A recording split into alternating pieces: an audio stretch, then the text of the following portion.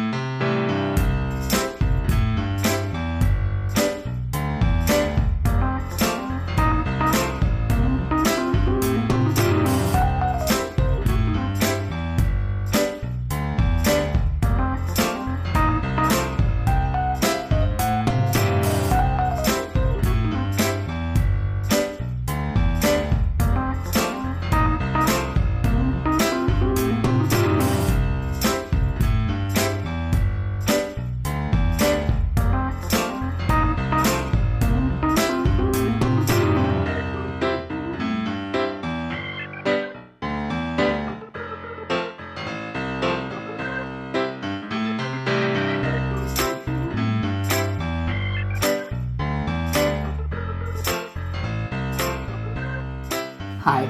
It is Saturday, May 3rd, 2025, and this is episode 70. It's starting to sound like that's a lot. We've made quite a few episodes. It's so fun, you all. If you're thinking about trying it, try it. Give it a go. It's like a fancy journal of all of the things you've been doing. I mean, that's really what it is. Yeah. I think for a lot of people, it's just, first we had journals, then we had blogs, and then so on, and now we have FlossTubes. Yeah, every time I prepare for a video, I just feel sort of like all set and like have a very good idea of like sort of where I am with each of my pieces and everything. Anyway, we're glad you're here. No, but honestly, it is a really nice way to just kind of synthesize your 2 weeks, and then if you're doing it every 2 weeks, just kind of pulling everything together. Right. Okay. We're so glad you're here, and we are coming to you from a sunny and breezy, kind of chilly day here in Northern California. I think today I'm dressed like a true Californian. I have a wool sweater on, and on my feet I have sandals, flip-flops. It's just the way we roll. You have you went from like wanting a beanie this morning to a sun hat this afternoon. So, okay, what are we gonna do in this episode? We're pretty much gonna do our normal stuff. Let's do it. Should we get right to it?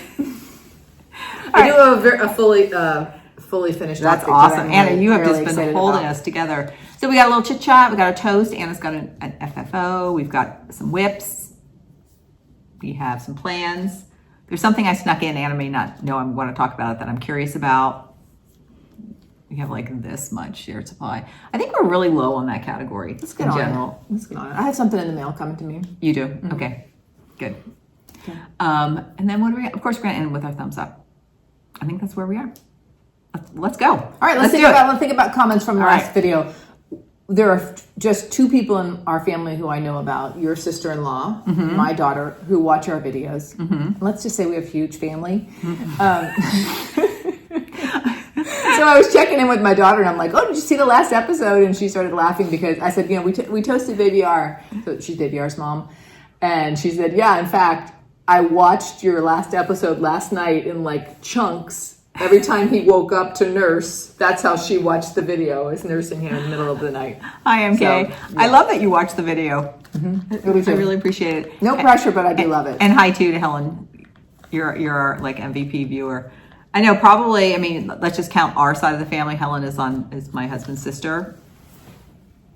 We have almost 40 people. Some of them are small. So MK, thanks. I think like he wants to ask, like, Mom, do you watch? Because I don't know. I can talk to you in person. Yeah, she tried, and I think it was too much detail for her. Right. Yeah. And then they were getting sort of stacked up, and I think she was feeling sort of bad. And I'm like, Mom, release it. Just release it. Unsubscribe. We're out. This exactly. We'll bring over the things we're working on every once in a while.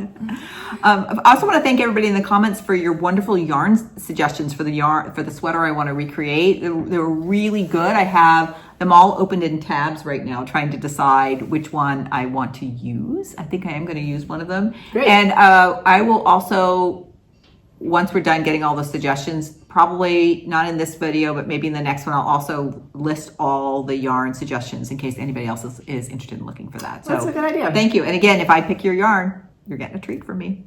I'm not going to tell you what it is, but I'm intrigued. Another thing that came out of comments was somebody told me that for this pattern, which I love and I cannot wait to start, has 2 pages repeated. So it's essentially missing a chunk of the chart. But it was very easy for me to go to the Rosewood Manor website. And if you look up this chart on the website, you can buy the chart or you can get the free download for the missing page. Good. Very easy. So that's printed out and in here. It is a slightly different scale. The graph paper is a slightly different scale than the pattern, which we are running across in a couple of patterns, and I'm so curious to know exactly why that happens. But we can deal with it. Are these we can show that on the back, right? This is on the public pattern. Yeah, it looks like she has some different ways to take motifs from the pattern and make them into smalls. Like, wouldn't that be just like a little pretty thing? Very pretty. I like that. It's got to feel terrible when you're a designer and you realize had a printing error. And I feel like we've heard from so many designers, they know at some point mistakes are going to happen. Mm-hmm. So you just go to that errata page or whatever it's called. Errata. Yeah. We just do it. Right. And I guess that you just have to be prepared and just know, okay, when that happens, I need to get something up quickly, because that's what's frustrating is people have an error, but they don't know how to go back and fix it, or can't get a correction easily. And I was so thankful that the commenter gave me the heads up, because I had even flipped through this and I hadn't noticed 2 duplicate pages. And so when I sit down to stitch, now I'm all set. That's a really spectacular chart. Yeah, it's really, really cool. Are you going to do there's a big long wordy word thing at the top. Are you going to do that? I believe I'm just going to do the basket and the flowers and the birds, not the border, not the words. Okay. But we'll see when we get there. Yeah. Good. All right. And was there one other thing? Oh, there was that one. Oh, I forgot to mention this to you. Do you still have your cross stitch, how you stitch diagram? Thinking. Maybe we'll bring it back another, because I was thinking, you were explaining to us what your reference point was for your X's. Yeah. And I was thinking, we do it differently, but we might still be using the same reference, but in a different part of our stitch. There you go. So whenever and Anna's referring to this chart,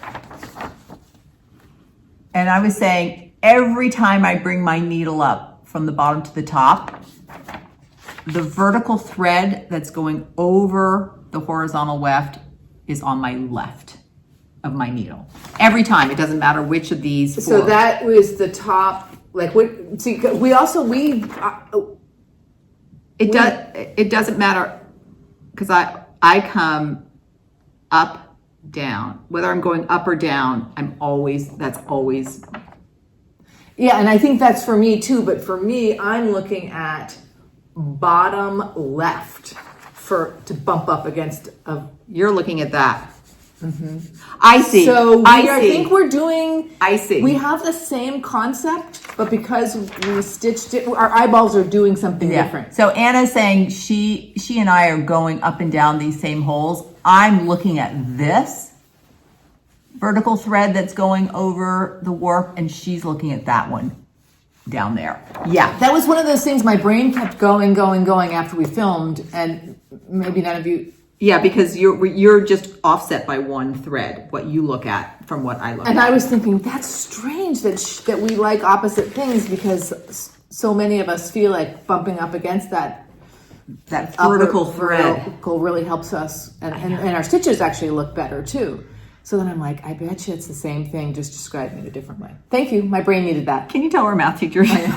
We're like geeking out on our diagrams and our let it go. Our technology. Right. Okay. So really the most, my life's been pretty normal.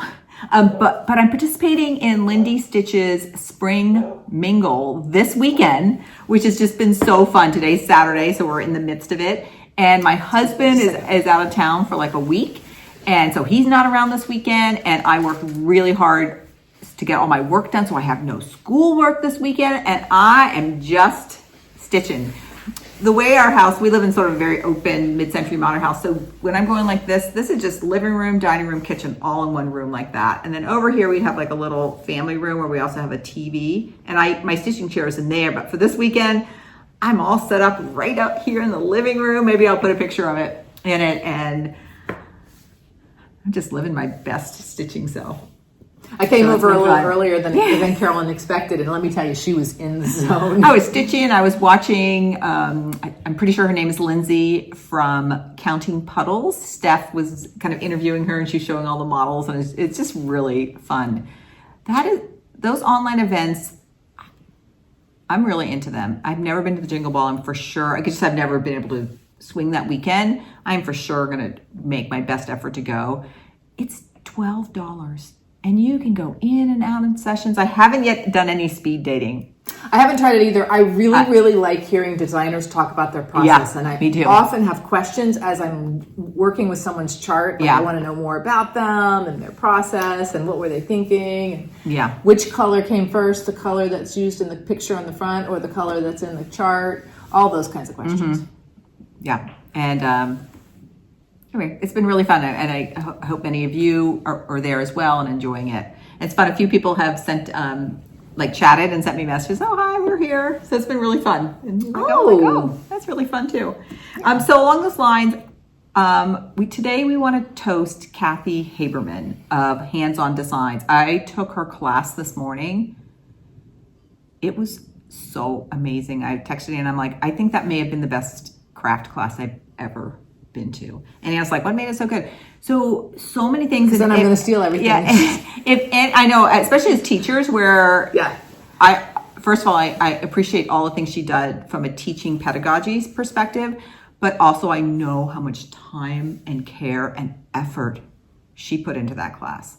So if anybody has taken classes from her, you'll know, but she's so professional while still being warm and friendly. You never feel professional, but okay, you sign up for the class, we got a PDF of the pattern. Then 2 days before the class, we got these beautiful, I'm just gonna flash them, PDF finishing instructions. So we had plenty of time. I printed mine so I could take notes on it. While she's talking, she has 3 different modes. She might be explaining it to you, then she changes her camera so that you can see her hands, and she's showing you the technique with her hands really close up. And then she'll come back and she'll show a variety of photos that she zooms into. And then with her mouse, she can be really pointing very specifically like, oh, that's the stitches. That's often what I'm craving. Oh, to be honest, you don't get that. Oh, I'm sitting next to Anna at a class and I'm meeting people. You don't get that in an online class, although the chat was really active. That was also fun. But you see so well. And in fact, Cathy even said, I can't show you this level of detail when I'm in person with you. I can come around and check what you're doing, but you can't necessarily see what I'm doing. Right, or you have to go around with just 2 or 3 people at a time. And I'm sure there are hundreds of people there for this class today. So she was just amazing. Her timing was impeccable. She was done. She showed us everything in a nice, pace. She would pause periodically to let people kind of catch their breath. She would intersperse the teaching of the specific pattern. Oh, I should show, what she was doing. This was our pattern. And it's called The Bees Got Knees. And I don't have a photo of the bottom. It also folds under and the stitching is on the bottom too. So this is really beautiful and it comes together into 4 points. Go look at her Instagram and you'll see that there. So the finishing is really a very specific technique. So that's what she was really focusing on. And then she also showed us how to make those pins out of perforated paper. So that's what we were working on. And she would intersperse then stories, she told us the story of how she named the pattern. She walked through her design process, which was fascinating. Mm-hmm. How halfway through her design, she prints it out and cuts it and actually makes a 3D model to make sure, because she says it's very different to design flat than to design 3D. She, along the way, techniques, these are tools I like so much, just little snippets. You can tell she is just truly an expert in her field, just full of details.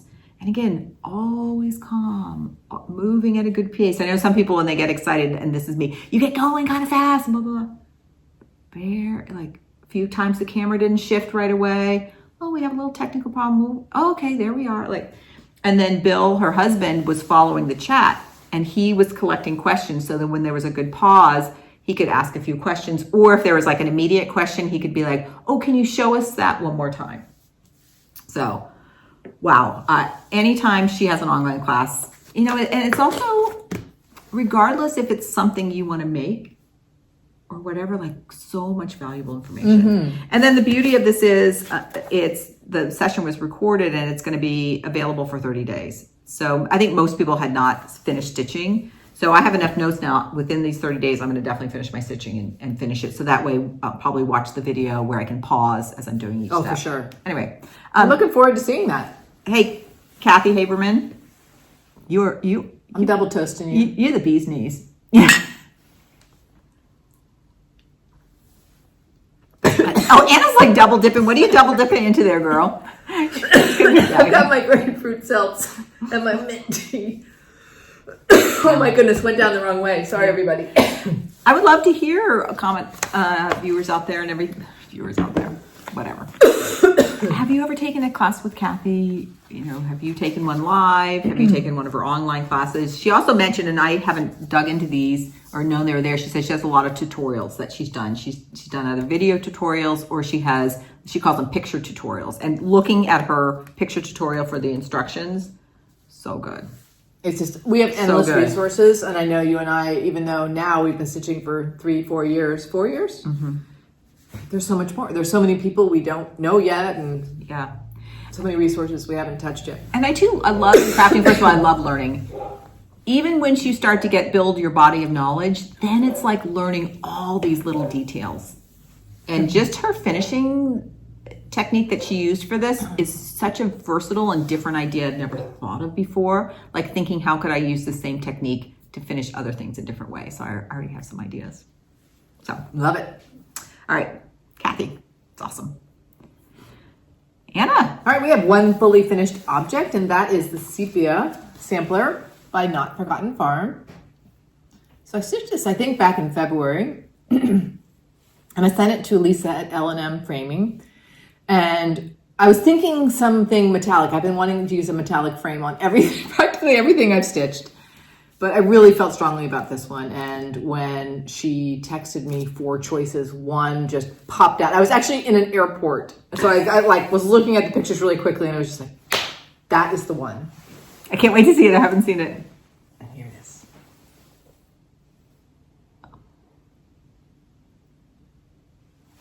You have to look at it. So here's a funny story. Perfect. I love it too. I think I'm really fond of the like bumps, a little bit bumps on a frame. Oh, Anna. And it just shows too, like a small sample. She could have finished this as a tile or a pillow. Yeah, it would have been great either way. It's fantastic. And you got glass on it. Is this the first time you got glass? Did you always get glass? No, I've been getting museum glass every time I send something to a framer. My house gets very dusty. I don't know if it's the ventilation or coming in through the windows or what, but I want glass on my things. So I happened upon a floss tube called Stitching the Dream, and it's Crystal and Lisa, and I'm just admiring the wall behind the two of them. Just thinking like, I don't have a cross-stitch wall. I don't know if I'm ever going to have a cross-stitch wall. If I do have a cross-stitch wall, I want mine to have those kinds of frames. And at the end of the video, Lisa starts talking about her framing business, and I realized, oh my goodness, this is Lisa of L&M Framing. So when she texted me the choices, I texted her that little story. So maybe the next time I send something, I'm going to say something like your sampler wall. Something that would go on your wall. Surprise me. She mentioned it on her last FlossTube too. I'm just going to show the back because there's a really nice hanging wire on here already. It's nicely labeled. Really beautiful job. This is a beautiful frame. It really feels sturdy and good. I'm very happy with it. So I personalized that with a different date. I changed this heart to a little pear. Did you do your birth year? I brought this geometric motif up here, and I did a little bunny at the bottom. So there were a few motifs that I replaced, just because I preferred them or because they were calling to me? I feel like maybe the last time we were looking at this, we were talking about Yes. that. I'd forgotten, Anna. So I Because I was think about to say, I love that little bunny. I think I sent it off, Uh-huh. before we had another floss tube to show the changes I made. But I've been auditioning in different places in the house. I just don't know why I love this so much. It just Ticks all the boxes. for me. It's So I'm such a very, great very happy design. with it. Thank you, Lisa, if you ever see this. The one thing I do like about the framing is you really see the whole piece, like it's not being curved around on a pillow. Actually, I'm gonna open the door. Yeah. I closed. We often have Carolyn's sliding glass door open, but then we worry about, sometimes we get a strange background noise in our videos, and we were wondering if that was part of the reason. So this is a subtle, is this metallic? I think so. Very subtle. Yeah, it is. It isn't quite as metallic. I was thinking like brushed gold or Right. brushed silver. This when you is were so much describing. better. Yeah, this is perfection. So thanks. There we go. Wonderful. We'll have to make sure, send me, or is it in the notes, their floss tube? Yeah, I put it in the notes. Okay, good, because I'll also link put to a little their mention, so channel. that way Yeah. if she wants to come and see that. They're not going to make one for a while. They said in their last one for a variety of reasons, but it's fun. It's fun to see what they're up to. Yeah. Oh, I forgot when I was talking about the class to show my stitching of the class. Oh, I don't even have my board either. Oh my goodness. I'm just so, What can we use? I mean, I can pause and go get it. I'm gonna do that. Okay. I'll be back. I forgot to show you my progress. I started this last night. It was my spring mingle start. And this is the Bees Got Knees. And I'm just starting up. This is gonna actually be on the bottom when it folds over. I wish I had a photo. And you know what? I'm gonna try if I can find a photo of what the bottom of this pin cushion light looks like. I'm gonna put it right here. So I started, and I'm just changing up everything. This floss is 36 count Peacock Blue by XJU Design. I just wanted to pick again like a bright color. And I'm just picking my own color of flosses along the way.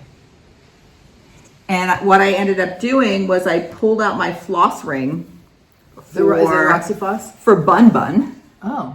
And I liked a lot of colors in my Bun Bun floss. Isn't that something? And then these were some more Bun Bun oranges that I liked for the orange flowers. And then I pulled out a couple more Roxy Floss, like vibrant greens. Yeah, because those wouldn't be in Bun Bun because that's the color of the fabric. Exactly, jalapeno. So what I'm just doing along the way, what's my next thing I'm gonna stitch? What color do I wanna pick? And along the way, I've also, because this is almost like an experimental piece, because it's gonna really be about the finishing technique that I'm gonna learn, is if the color's not perfect, I'm just going for it, and I might change it in different spots. I was just about to ask you, how much more brain energy does it take when you're stitching a piece and deciding colors along the way?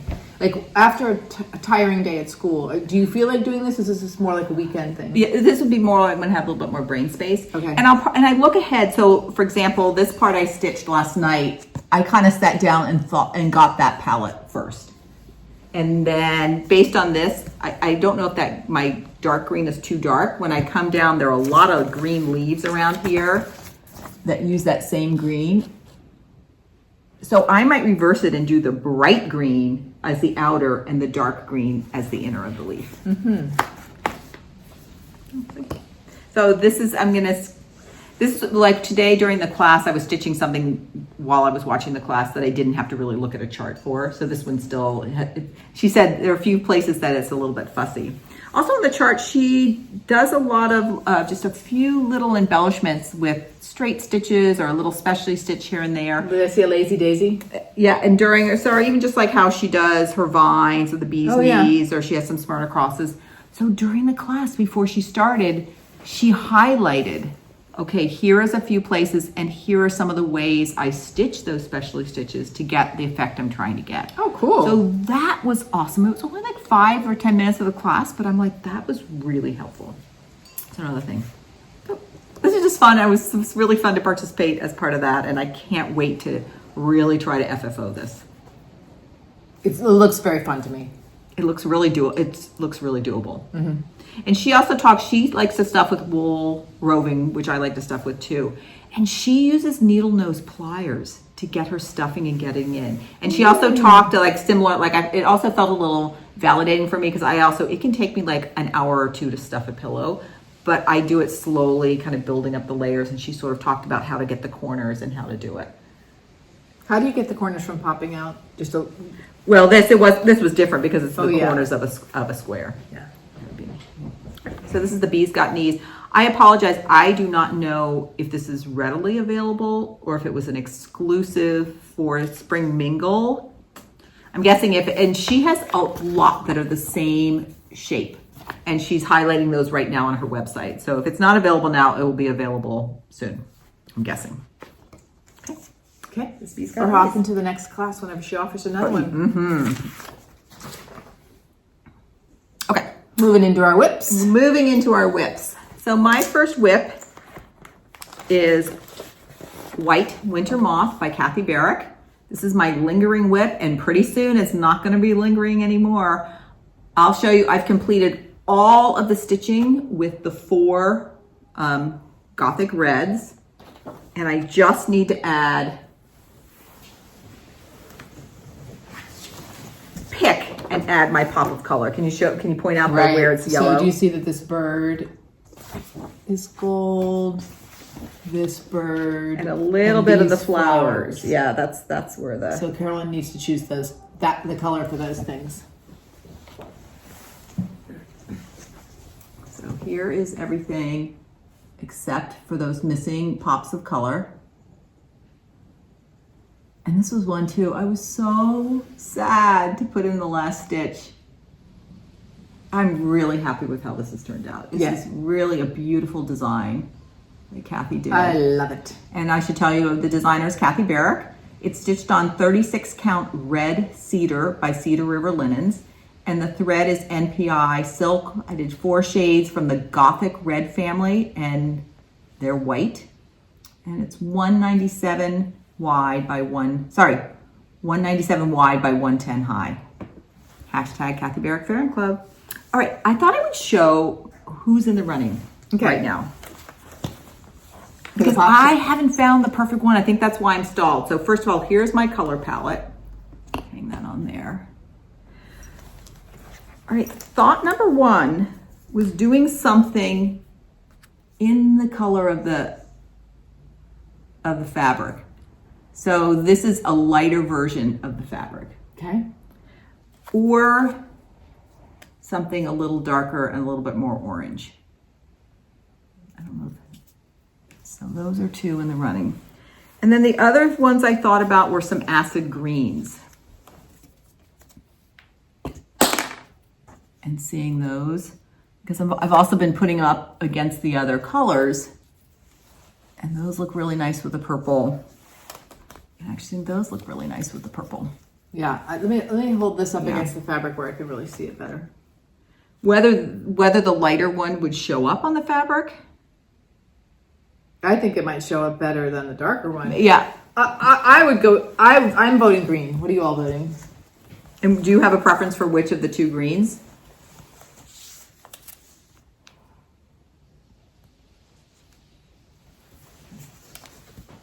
I'd say these are.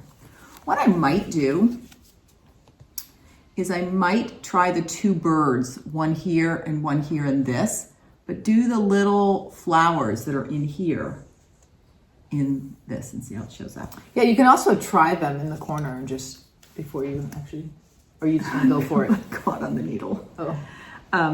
Yeah, I might try a little bit. It's so funny in knitting. I am like so all pretty. into swatching, but I rarely swatch. Okay. So I had a hard time figuring out, particularly on that fabric. I do like this palette though together. Like when I started pulling those colors out, and then even with those. Yeah, I mean, well, does your eye like that is so different? That the gold is so different from the rest? Or are you, for yourself, do you want it to be more blendy? I like that it's different. Okay, I like think that. You should go with the green then. Okay. Yeah, because other things that I thought looked good on this fabric felt too dark. Because there's a lot in this. this dark purple is, I almost ran out of the whole skein. So there is particularly the bird's going to go there next to a lot of dark things, and it's going to go up there next to a lot of dark Are things. blue and gold, I mean, are they across from on the color wheel? Or Yellow and purple are complementary, and orange and blue are complementary.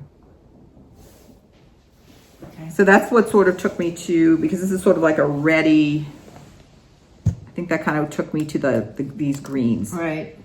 As the complementary color. But then I didn't know if that was going to be too bold, but it is just a little bit. Okay, I can't wait to see what you. Okay, so I'm guessing you're going to have this for us next time. I want to finish it, and I'm just stalled a little bit on what's the right one. So I think at some point just go just pick what you think is best and go for it. I think you're at that point. Yes. Yeah. Right. Okay, so that's White Winter Moth. My first whip is a new start. We talked about it last time because Carolyn picked it. Oh yeah, the sampler. I wanted to do a Notforgotten Farm sampler, and she chose Franica Beeler 1852. It's a little bit hard to see the photo. I think a couple of commenters mentioned they had seen this live. Yes, and I wonder where, because I can't find a presence of it at all on Instagram, which I know it might have been like at a store or something, like as a sample. Right. And I had also just received my Roxy Floss linen powder puff, which is a light pink. I know I'm a total pink person. I love pink in a sampler. But I think because because this has splotches on it, and because I know Lori likes to prim things up. I think she does like walnut staining and stuff even after things are done. Mm-hmm. So I want to try something like that. And so I was like, well, maybe I'll stop by Michael's. And then it popped in my head that I'd taken a calligraphy class a while back and had this oak gall ink, which is considered permanent. And oak trees, sometimes if there is a type of fungus or a parasite, they will grow these sort of spheres on the outside. That's the gall. That's the gall. And it doesn't hurt the tree at all. But that's where this ink comes from. Does it come from inside the gall? I think so. So I just took my powder puff and took a rag and just went like bloop, bloop, bloop, bloop. Oh, I diluted the ink. And you did prototype. You tried some variations. Whoa, that looks good. So here's what's happened so far. Do you have the original color of the linen, or you did the whole linen? These are my prototypes are in there, and one of them doesn't have very much. It's really cool. I'm having so much fun with this. And I don't know if it's, maybe you can see on the ends here, the pink. But one thing I learned is that when you put something wet on linen, of course, because I was blop, blop, blop, blop with a rag, the water goes like this. But I ended up liking it being a little more dense. This striped star, The whole thing, loving it. It's outrageously good. So this is what it looked like with just a little less bit of it. Yeah. I'm having Anna, you are so adventurous. I don't know about that, but you know, I think it's hard when to get the right color. Idea pops in your head and you try it. For me, it like releases this energy in me that just makes me want to keep doing it. There are 4 colors in this. That's it. I've experimented. Like I thought, oh, this is more gray than I thought. Maybe I want a dark brown, but I tried a dark brown and it looked flat. And then this tan, I was like, oh, I don't know. Do I need a more grayed one? I put it on, and my husband was like, that just looks like it's dirty. Like there's something about not like my brain sometimes wants to go like matchy. But those colors didn't work as well. A little bit closer. Oh yeah, that's much better actually. So this is a center start. It's reminding me of how much I love samplers. It's reminding me how much I like Pennsylvania German motifs. And I'm probably going to replace Franica Beeler's name with someone from our maternal line. Mom told me about one of her ancestors who was the person who left sort of the farming community in Lancaster County and went to the city, I think Allentown. So I might pick her because that sounds like. Do you remember who that was? Kroll. Oh, Kroll. So yeah. Now, also, the way Lori framed this, there is a lot of just plain linen on top. The sampler ends here. Oh, interesting. And I think it looks cool. So I have placed this on my linen. So if I want to do 2/3 sampler, 1/3 empty linen, I have that option.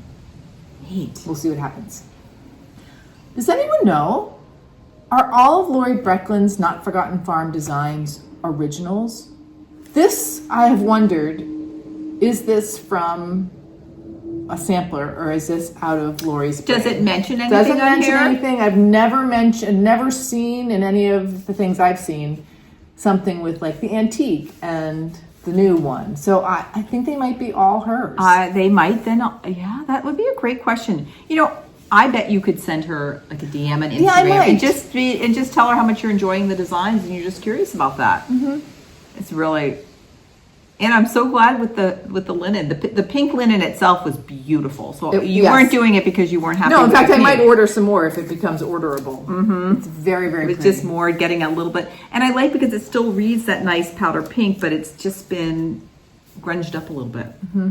For this particular piece, yes, I'm very happy I did it. No regrets. You know, this piece, if you had gone with the straight powder pink, it wouldn't have gone with the DMC as well.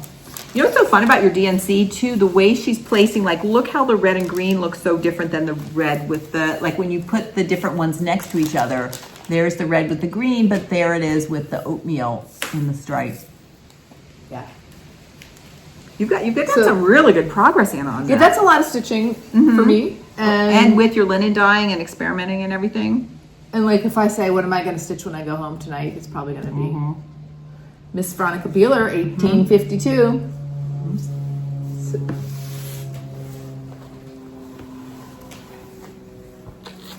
My next whip is my, at this point, beloved Bun Bun. And Bun Bun is by the Artsy Housewife. And this was one of her market releases. And here is where I was last time. And here's where I am today. Bun Bun has another ear. Got a lot of the the bottom base of the flowers going around it. And details on this one is stitched on 36 count jalapeno by Fiber on a Whim. And the thread is just a mixture of called for. So I'm using the called for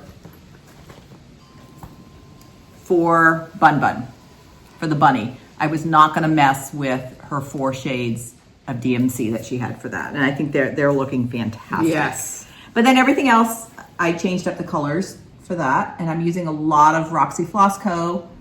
and then with some other over-dyed cottons. And here is my floss ring. It's funny, I've been using the floss ring for the Bees Got Knees. And I'm using some of these colors. And on the tulips, the flowers, every other one is gonna be filled in around it or on the linen, filled in around it or on the linen. And she has it looks like a dark magenta base for hers. I went with purple, but I ended up using 2 purples. I'm really happy with them. One has a little bit more variation in it, and then this one's darker. So I'm putting the darker one where it's gonna get filled in, and the one with more variation where it's against the linen. So if you look at them now, I don't know if you can see, that's gonna be darker than that. So it goes against the linen, that will be filled in, against the linen, that will be filled in. And really happy with that. Above that dark part, it's 2 colors that are gonna be accents up there. I don't know what, I'm gonna do those at the end. I wanna fill in the backgrounds, get everything, because I have a lot of variations. I have one in there right now that I'm not gonna keep, but I'll keep it in long enough to see if it's something I like or not. I kind of like it. And then the flowers in the middle are gonna be some combinations of, I have to sit down and figure that out. I also been using them over here of oranges and golds and maybe a dusty purple. We'll go in the center. I like this. Wow. Yeah. So this, I think this is just, I mean, I really like everything you stitch. yeah. But there's something about this one. It's just a little extra special.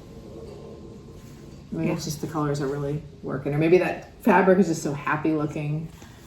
And those ears are just incredible, the shading. Yeah, I don't know if it's the spring. I'm gone. I have a lot of bold linens going right now. You really do. And part of it's just like being curious and wanting to play with them.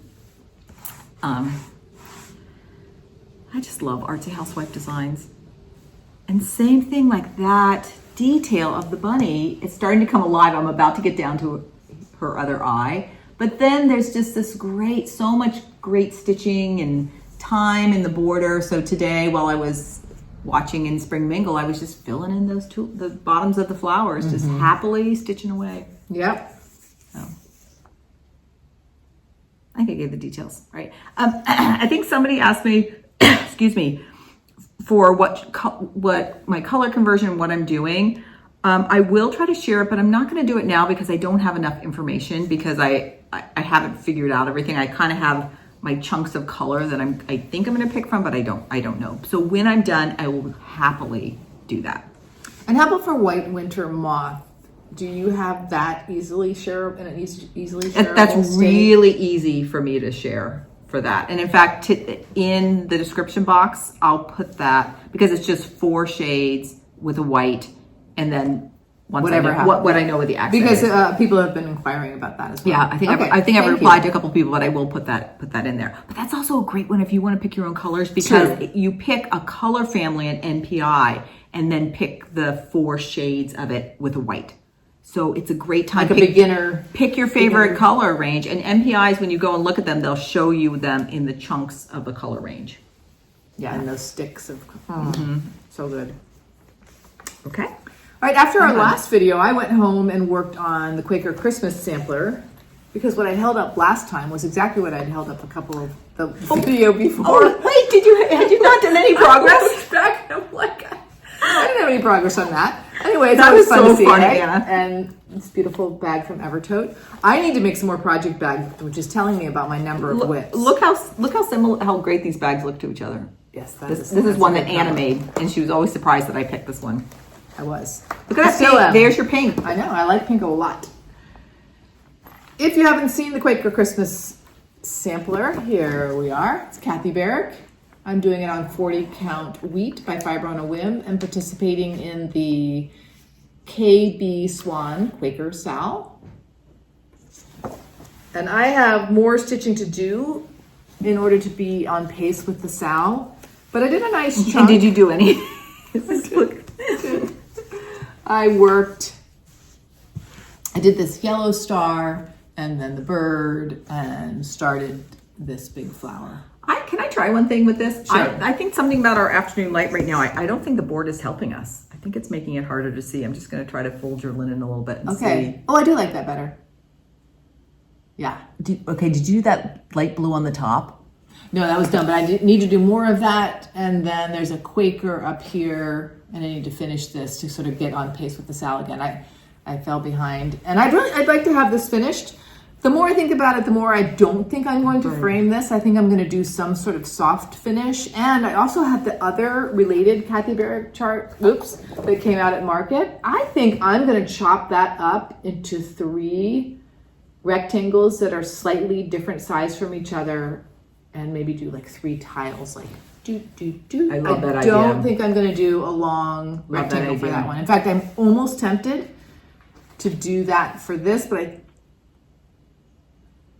Would you, and when you're thinking about chopping it, would you chop a motif so that a motif would span the tiles? I think that's a great idea. If I could still try it. And you could even, like, I would stitch on this one, like 2 stitches up and like duplicate them. So when it gets wrapped around, you're not losing any of your design. So it's. Enjoying this very much. Cathy Barrick fan club. It felt great to get back to this. And I probably will stitch a nice little chunk in the next couple weeks. I like that taupey brown. I do too. That's what the next. Is there more taupey in? Yeah. There's more. I think. Yeah. Beautiful. So we'll be seeing a lot of this. Yeah, that was one of my market orders. Was the Was it Quaker Houses? What was the Yes, name of the other? Okay. yes. It might have been called. I'm going to do that one before I do this. I have the Christmas one also. And I forgot to say I'm using the MPIs. And I think it uses the same MPIs, doesn't it? Yes, I mean, there's definitely overlap, if not exactly the same. I haven't looked. Because I have the floss. I have everything ready to go for the Christmas one, but I think I'm just going to do it for the other one. Mm-hmm. Neat.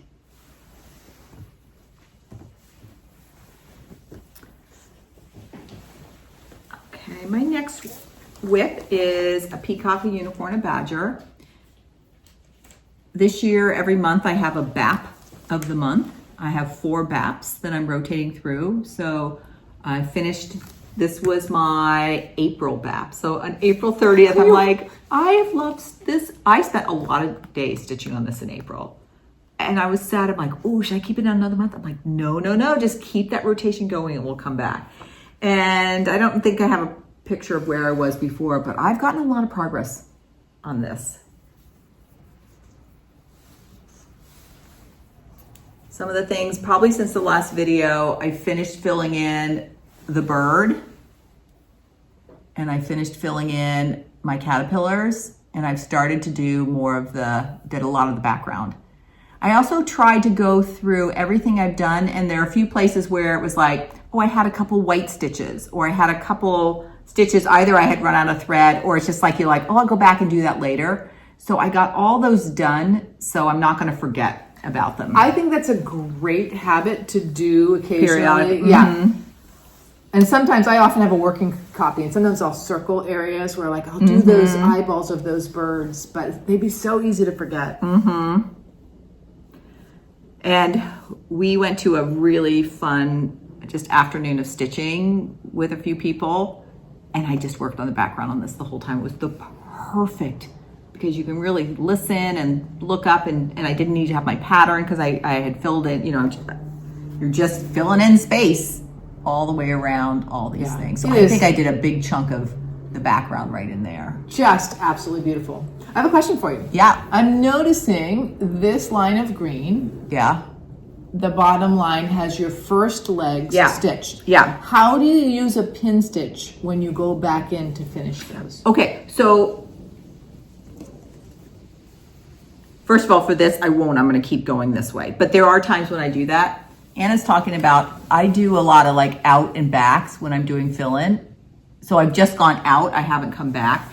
That's the time I'm not going to use a pin stitch. If all I need to do now is come back, I actually do a little waist knot and put it under and stitch over.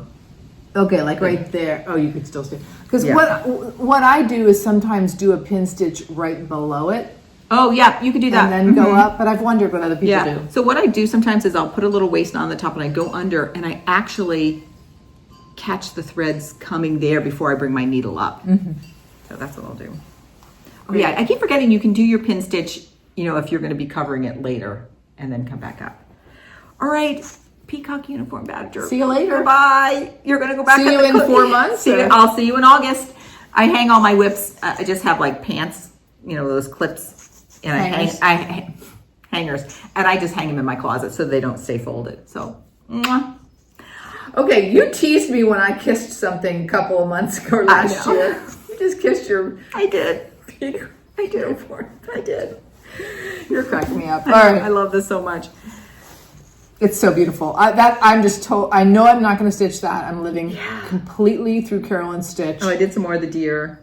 And we say it in every video, I feel like, when you see something in person. Yeah. You're going to have to bring this to the retreat when we go up to Acorn. Oh, I do. Because and especially the drape of it. And Becky's going to be there. So I'm hoping, Becky, will you please? I'm sure you'll bring yours. So it would be so fun to spend some time stitching on them together and to show each other. She's doing hers. I'm using the Called for a Veriswas silk, and she's using, I'm pretty sure, the DMC. So it'll be really cool to see how they're similar, how they're different. Yeah, I don't know what count either she's doing. Yeah.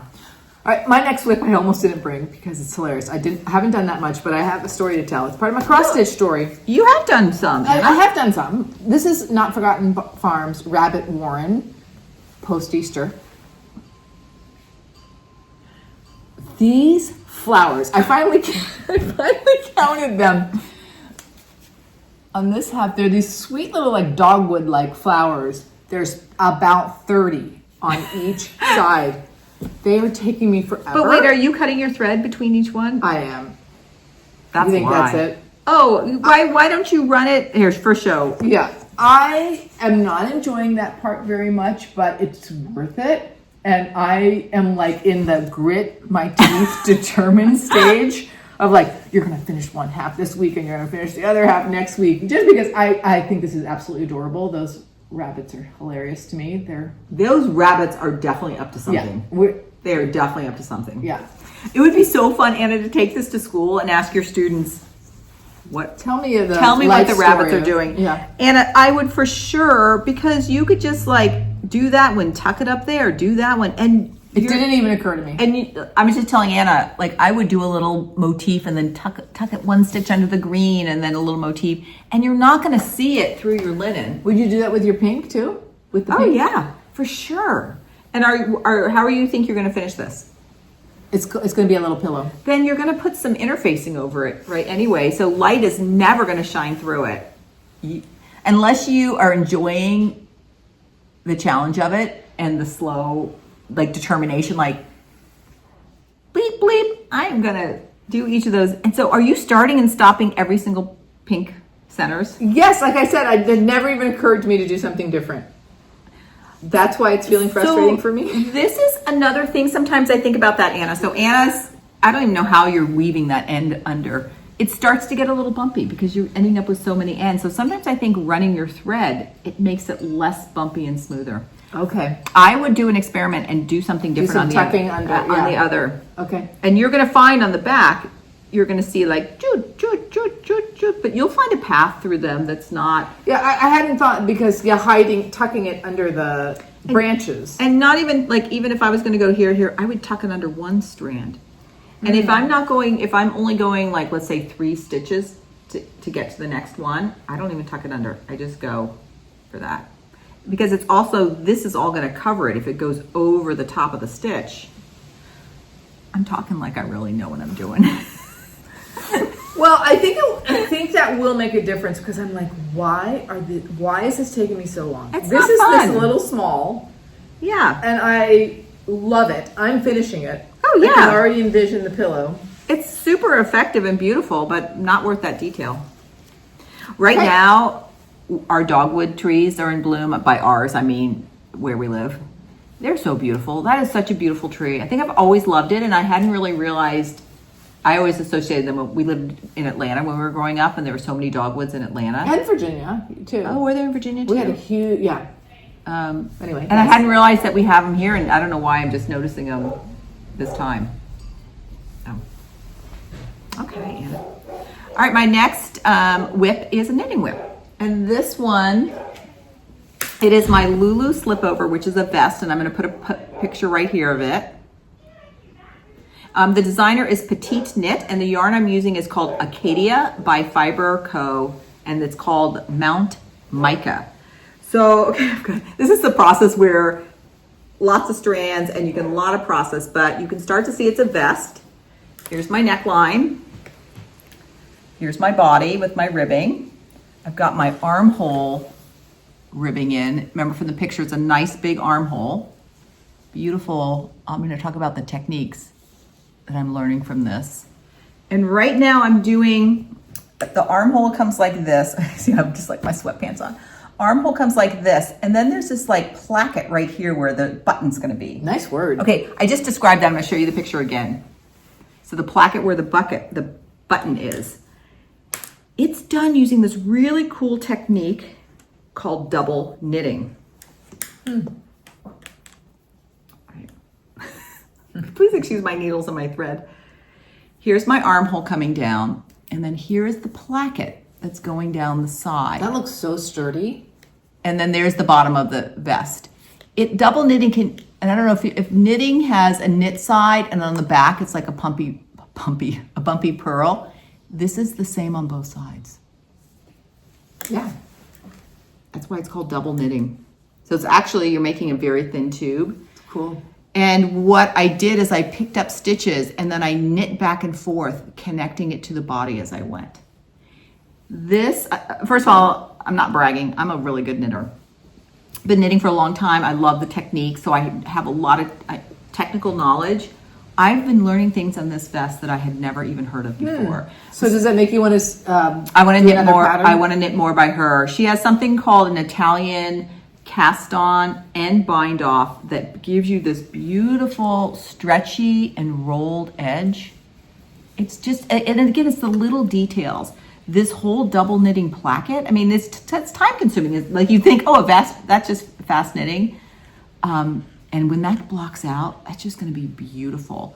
And it was also casted on using the Italian cast on, so you don't even see like a cast on. It's really good looking. I love good technique, especially in clothing. And just how the shoulders were shaped too. So this, I'm really been enjoying this project. It's been a slower project because once the body, I'm just like, boom, knit that out.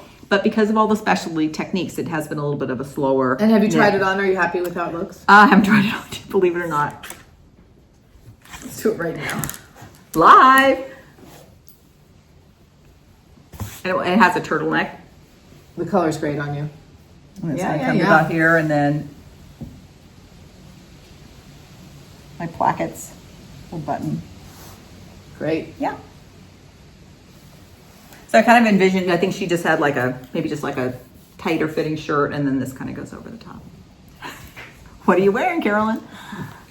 Oh. See how the turtleneck. I'm glad you showed us the techniques. Yeah, I'm very excited to knit some more of her patterns. Just leave my hands up like trapped in that. Our last whip is Felicidades y Recuerdos by Needlework Press. This is on perforated paper. And this is what I worked on when we went to the stitch gathering. Because stitching on perforated paper continues to be a great solution for me when I'm away from my lamp. Mm-hmm. And I did some more of the border and finished up this bloom. I've had this propped up on a bookcase in our family room, and I'm just liking the way that looks. It is a little harder to show the perforated paper to get through. I meant to pull a piece of craft paper. Oh, that's better. And I'm just whizzing through, eating up your my thread. Floss. I ordered second skeins of 3 colors, and I'm alternating first skein, second skein, first skein, second skein, because there is a slight difference. These are classic colorworks. And I think I need to order a 3rd skein. Although sometimes when I have that feeling, I'm surprised I actually have just enough. But. I'm so excited to try to use perforated paper. I've ordered perforated paper to do the little pins from the project I'm starting today, the hands-on design project. Oh, yes. And I got 18 count, so we'll also can compare that. Great. How are those pins backed? Because we were talking about that. So what they are is has anybody used those quilting? Oh, on the back behind them. Is it a piece of felt? It's a piece of felt. And is it glued or sewed? She used glue, but she had Aleene's. I have the tacky glue. There's a spray glue. Oh, I think we used that for our Vonna Pfeiffer. But that I think it was more spray mount. I'm not sure it was. Did you have Aleene's? I know No, because it had a bad smell. You're right. It was more like just the tacky spray. So I'm going to definitely order some of that because that might be good for perforated paper too. Yes. I mean, I had been sewing my backs on, which I might continue to do, but because I thought, how do you keep the glue from showing through the perforations? Yes. So that spray, yeah. So it was very clever. She did the perforated paper, then you put a flathead pin, and then you put your felt on top, and so it makes a little sandwich around the pin. Really cute. And I'm thinking, I think there would be fantastic little things to make for a retreat. Because you could do just little motifs. You could almost have them out, and people could pick a motif that they liked. Mm-hmm. I want to start thinking about that because we're going to the Acorns and Threads in September, and I do want to take a little something. And we're thinking of doing something together. We're doing something together. One idea we had was to make a little basket of assortment of different things. So I'm thinking some people might want a little chocolate. Some people might want a little tea. Some people might want to pick their favorite color of Roxy Floss. Somebody might want a little something that we've made. So maybe having the variety pack basket. Exactly. Some people. We got to do something better than that. It's choose your own adventure. Choose your own treat. Something like that. All right, Anna. So, nice whips. You know, one of the, we love filming these. They're so fun. I love seeing what Anna's doing. It's always a little bit of a surprise. And even though we say what our plans are, sometimes what we end up emphasizing over the next couple weeks, I like seeing what your decision was. Okay, what are your plans?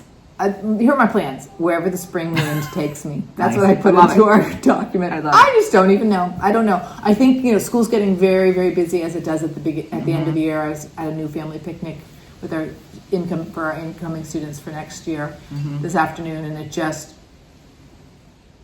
I think so much of my brain is at school right now. So I'm not sure how analytical I'm going to be in my stitching. It might just be comfort stitching. I had a parent tell me something. I was talking to her. It was May 1st, and she goes, "Oh, we're at May, the first day of May. We only have about 100 days left in May."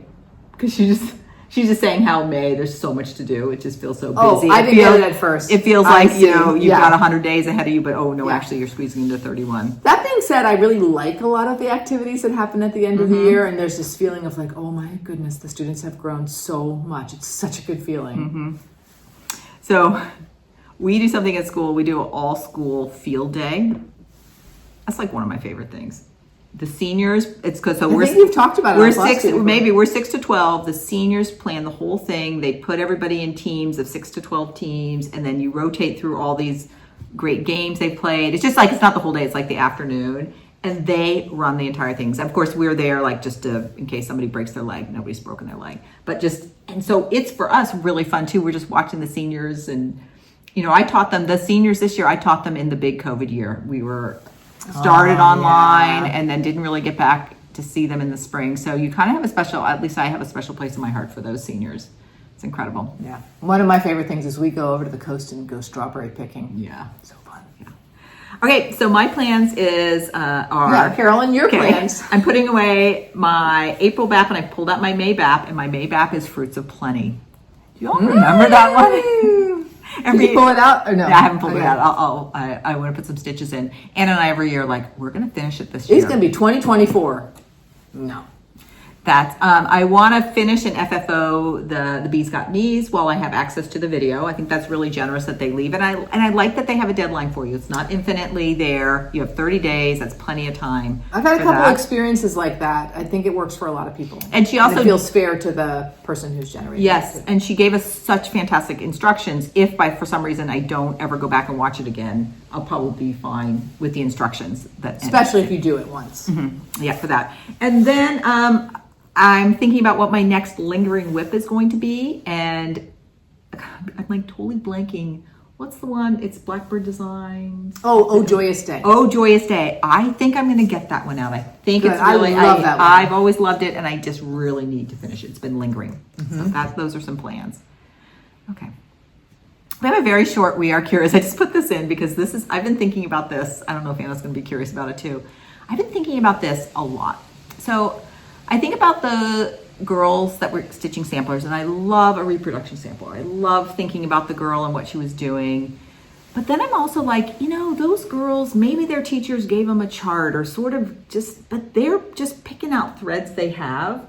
They didn't get a full, I'm guessing. I'm just We're going on a field trip to the silk store. Yeah, or probably not. Maybe they had a selection. So I thought, wouldn't it be fun if all you had when you were stitching is black and white? So you had the black and white chart, and of course you'd have to have seen the color at some point because you would have picked the sampler out. But then maybe just getting a black and white copy, and then not referring to the cover not anymore. Looking at the cover ever again. I see what you mean. I didn't understand what you meant at first. Yeah. So all you have is black and white, and then what would it feel like to you are picking out the colors for it? So you're sort of using the sampler as a way of being like, oh, here's a neat design. May I have a black and white copy of the color so I can see value differences? Yes, that's right.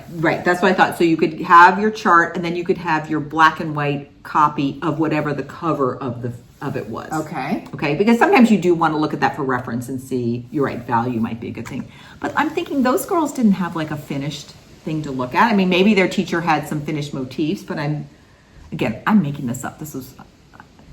They must have been making some choices about what they had. And I also think it would be really fun to try to do it from whatever you have in stash.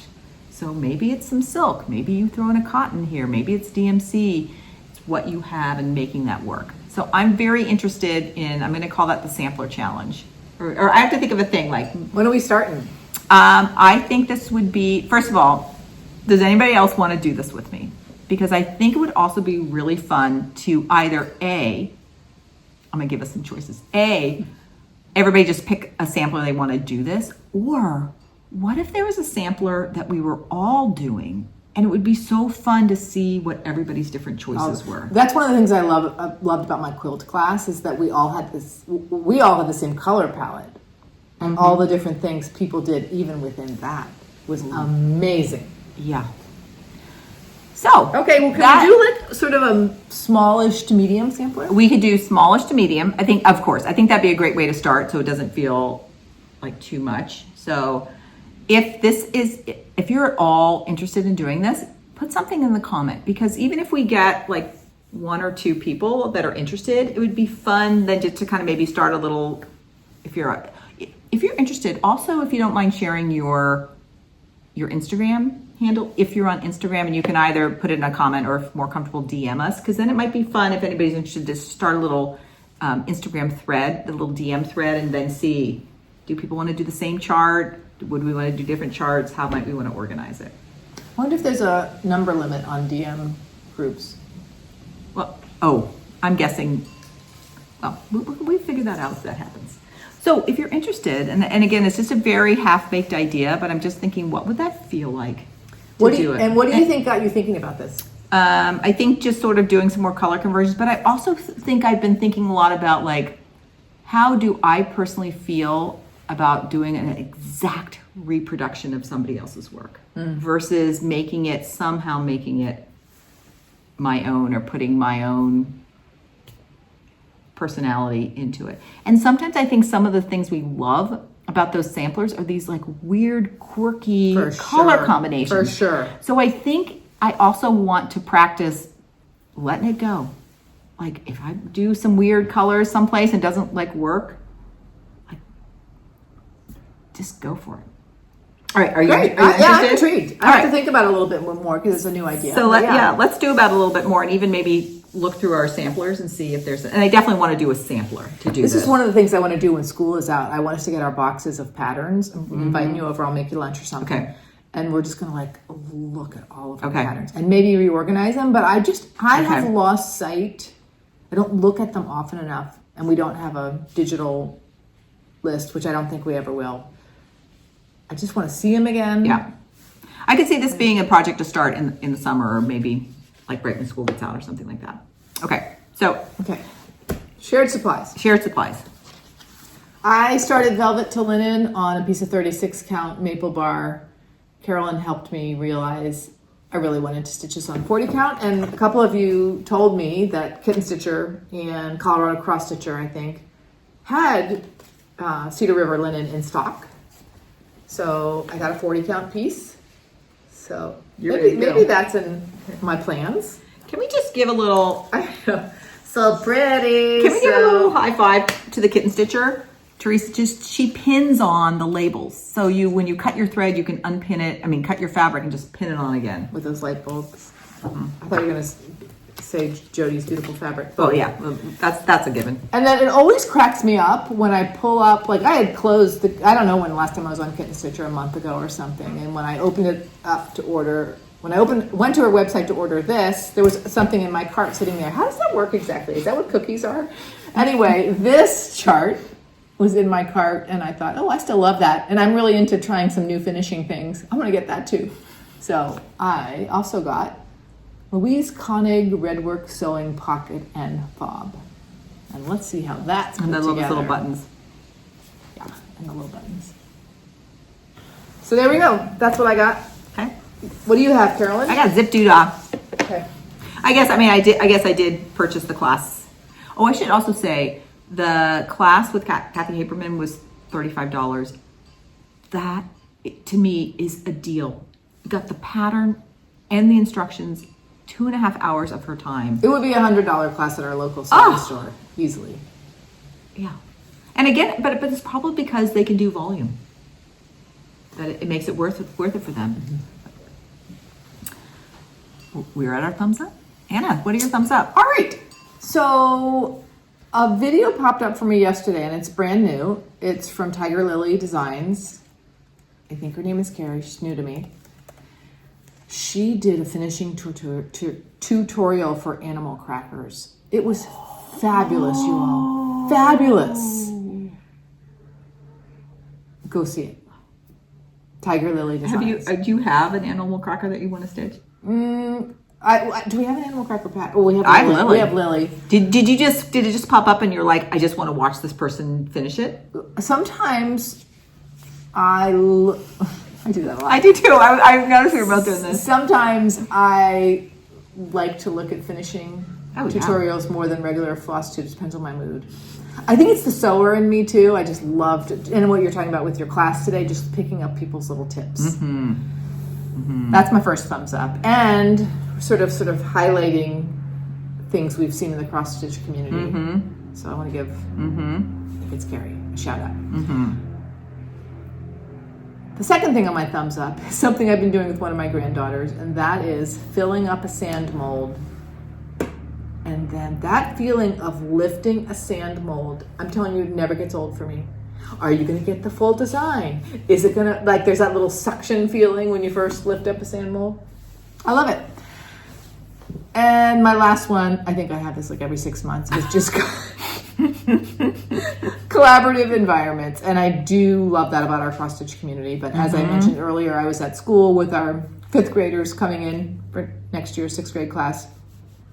And they were doing this little design challenge in small groups. And they were just so sweet with each other and putting their ideas together. And they ended up with these really, really tall buildings and asking me, like, can I stand on a chair? And we were like going into the skylight because it was taller than the ceiling. And it was just fun to watch. So good for them and so good for us. Carolyn. All right.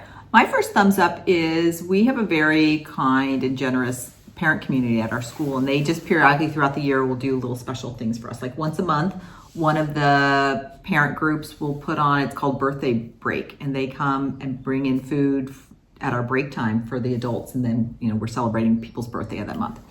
To wrap up school on Friday, they set up a full-on farmer's market at our campus. And then we were all kind of given time slots where we got our bag, and then we'd go around to the tables and they could say things like, oh, pick 3 things from this table, or you can pick 2 fruits and 1 can, all the different, so not everybody wasn't just. I came home, we had flowers, I got a little bottle of olive oil, I got a baguette. Then there was a table where the parents had made like a dessert item and wrapped it in a little bag so you had a single dessert. I came home with the most incredible, beautiful bag of farmer's market fruits and vegetables. And I was just telling Anna's like, you want to go out to pizza? My husband's gone. And I'm like, no, I'm eating that from the farmer's market bag for the whole weekend. And it, like, there was a little thing of strawberries. I got an orange. So it wasn't a lot, a little thing of celery. It was just, and you forget how wonderful a whole bag of fresh produce is. I mean, I don't go to a farmer's market regularly. I kind of want to, but it's like Sunday morning and I'm just not up and out to do that. So that's one thing I'd like to do more, is because that was amazing. So thumbs up first to our parents community and to this incredible farmer's market bag.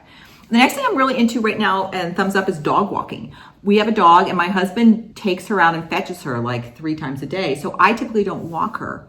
But I love walking dogs. And when she's about, 9 or 10 now, and when we got her as a rescue dog, and it took me like 6 months to train her to walk at my side. It was a lot of work, but I did. And so we are such great companions when we walk. We just get out there and she is just right by my side the whole way. And she's getting old now, so I can't go on. You want to walk more than she does. I want to walk like I typically go for like an hour or an hour and 15-minute walk. And she's, after about like 30 or 40 minutes, she's done. But we go out like 3 times a day. So when my husband gets back, I want to make sure I get some turns doing that. So I'm just really enjoying that. And then my last thing is, my local daughter-in-law is part of the Peninsula Women's Chorus, and they had a concert last night, and these women are amazing. They sing really, like, I don't really know a lot about the vocal music, but I've heard from others, and just incredibly hard and challenging music, and it's incredible to hear them. And as my husband always says, he goes, there's something also, he says, there's something really powerful about people that are so good at what they do and so into it, and they come together, and it's volunteer course, but my daughter-in-law, she practices at least once a week with them, and they do these. Just incredible. So thumbs up to just people out there making beautiful things and using their talents to make the world a better place. I mean, you leave there and you're just like, oh, wow. Great. Yeah. I'm having a good weekend, everybody. Yeah. She's in the zone. I'm in the zone. Eating your fresh fruits and vegetables, getting lots of walks in, and stitching away. Taking over the household. It's not like I don't miss my husband, I don't love him, but everybody knows this. If you've lived with somebody, and he works from home, so I never have the house to myself. So there's something a little bit decadent too, just to be like, I have the whole bed to myself. Yeah. Okay, we know. Until next time, everybody. Happy crafting. And stay curious. All right, bye. See ya.